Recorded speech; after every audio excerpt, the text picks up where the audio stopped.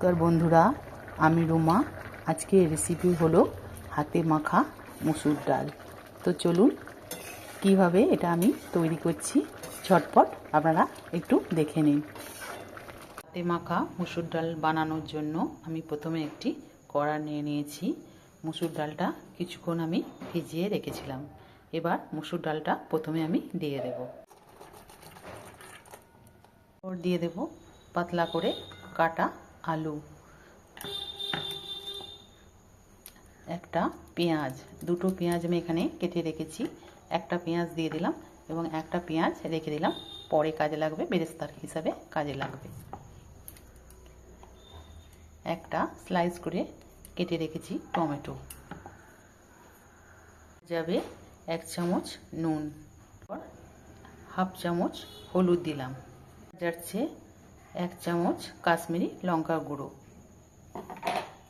যাচ্ছে দুটো কাঁচা লঙ্কা এবং 3 চামচ মতো তেল দিয়ে ভালো করে মেখে নেব। এবার ভালো করে আমি হাতে মেখে নেব। অনেক রকমভাবেই তো আপনারা খেয়েছেন ডাল, এইভাবে একবার ডাল করে আপনারা দেখবেন কত সুন্দর খেতে হয়। ভালো করে মাখা হয়ে গেছে।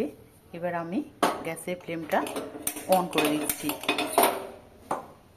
এবার ভালো করে মিশিয়ে নেব। যতক্ষণ না টমেটোটা একটু গলে যাচ্ছে ততক্ষণ অবধি মিশিয়ে নেব।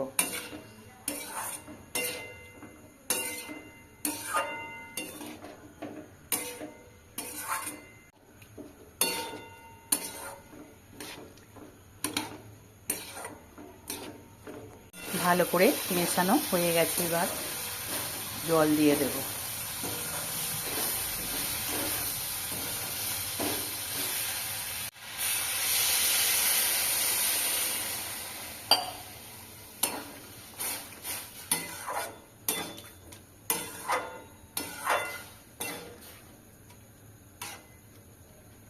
এদিকে ডালটা হতে হতে একটা তরকার প্যান বসিয়ে দিয়েছি। কিছুটা তেল দিয়ে দিলাম, 1 চামচ জিরে এবং দুটো শুকনো লঙ্কা দিয়ে দিলাম। যে পেঁয়াজগুলো কুচিয়ে রেখেছিলাম সেটাই দিয়ে ভালো করে ভেজে নেব।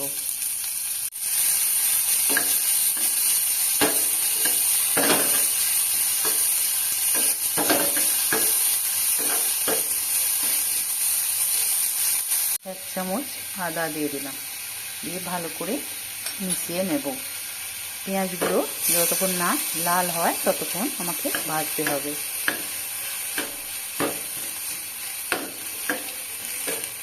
আমি কিছুটা ধনেপাতা দিয়ে দিলাম, দিয়ে আবারও ভালো করে মিশিয়ে নেব। ডালটা রেডি হয়ে গেছে। এবার তরকাটা দিয়ে দিলে আরও কিন্তু সুস্বাদু হয়ে যাবে এবং খেতে খুব ভালো হবে। এগুলো বাদামি হয়ে গেছে।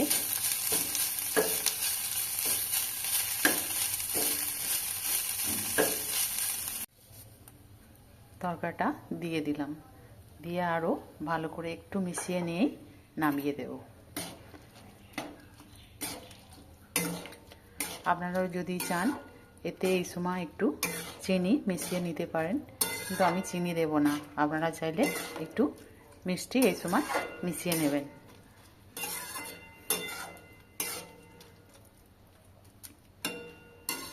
এইভাবে আপনারাও একবার বাড়িতে বানিয়ে দেখতে পারেন।